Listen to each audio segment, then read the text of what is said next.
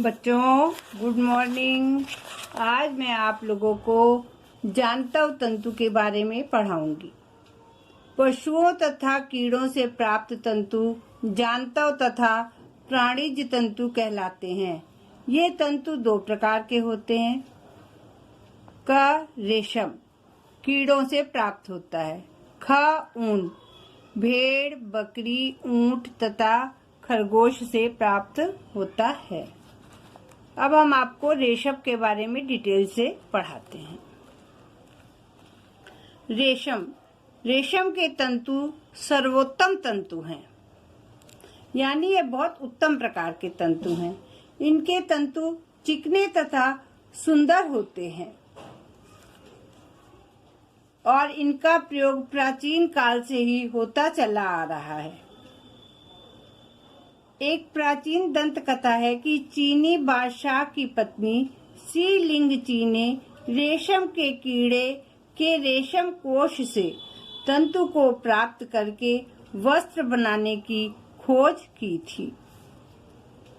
रेशम के बारे में एक और दंत कथा प्रचलित है कि चीनी राजकुमारी ने बाग में टहलते समय कोकून को चाय के कप में डाल दिया था।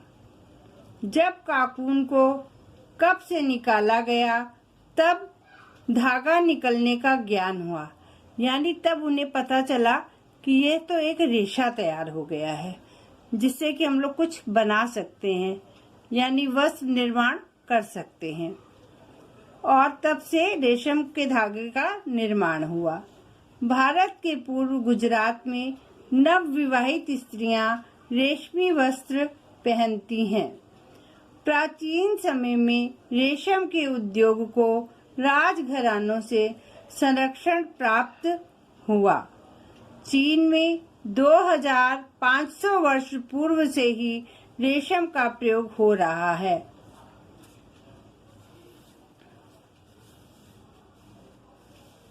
रेशम एक विशेष प्रकार के कीड़े से प्राप्त होता है। रेशम के कीट सामान्यतः शहतूत के पेड़ पर रहते हैं। इसके अंडों में से एक इल्ली लावा निकलती है जो शहतूत की पत्तियां खाकर बड़ी होती है। बाद में यह सुषुप्तावस्था के लिए प्यूपावस्था में आती है, तभी यह लसदार पदार्थ निकालती है। यह लसदार पदार्थ सूखकर रेशा बन जाता है। इसी रेशे को अपने चारों ओर लपेटकर यह एक संरचना बनाती है। इस संरचना को कोया या कोकून कहते हैं। रेशम का कीट इसी के अंदर बंद रहता है। रेशम के कीड़ों की कुल आयु 2 मास होती है। इस अवधि में ये कीड़े 4 अवस्थाओं से गुजरते हैं: अंडा, लार्वा, प्यूपा, कोया या कोकून। रेशम निकालने के लिए कीड़ों को प्यूपा की स्थिति में ही मार देते हैं, अन्यथा कीड़ा कोकून को काट देता है और रेशम बेकार हो जाता है। कोए को खोलकर लंबा रेशा प्राप्त किया जाता है। यह रेशा काफी लंबा, बारीक व चिकना होता है। रेशम के तंतु की लंबाई रेशम के कीड़े की किस्म, स्वास्थ्य तथा वातावरण पर निर्भर करती है। उत्पादन क्षेत्र चीन, भारत, जापान और दक्षिणी फ्रांस। भारत का रेशम उत्पादन में विश्व में 4था स्थान है।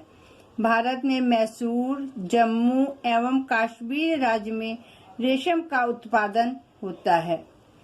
शहतूत के वृक्षों की खेती। रेशम के कीड़े शहतूत के पेड़ की पत्तियों पर जीवित रहते हैं। रेशम के कीड़े को पालना। रेशम के कीड़े की 4 अवस्थाएं जैसे अंडा, लार्वा, प्यूपा तथा कीड़ा है। प्यूपा में से लसदार पदार्थ निकलता है। यह लसदार पदार्थ कोकून बनता है। इस लसदार पदार्थ को जब हवा लगती है तो यह तंतु बनता है। तंतु का शुद्धिकरण। जिन कोकूनों से वस्त्रों के लिए उपयोगी वस्त्र प्राप्त होता है उन्हें साबुन के उबलते घोल, भाप, गर्म हवा से कीड़ों को नष्ट कर देते हैं। कोकून में गोंद के समान होने वाला पदार्थ नरम हो जाता है, जिससे तंतुओं में चमक तथा सफेदी आ जाती है। रेशम मूलतः दो प्रकार का होता है, एक स्वनिर्मित रेशम और दूसरा उत्पादित रेशम। स्वनिर्मित रेशम, यह रेशम घटिया किस्म का होता है। इस प्रकार के रेशम के कीड़े पाले नहीं जाते, बल्कि ये स्वयं ही जंगलों में ओक के वृक्षों पर पलते हैं।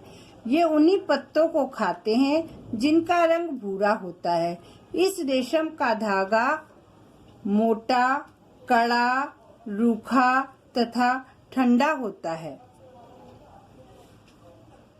इसके सल्फर डाइऑक्साइड से इसको ब्लीच किया जाता है। रंगाई, वस्त्र विभिन्न रंगों में रंगा जाता है, उस पर छपाई भी की जा सकती है।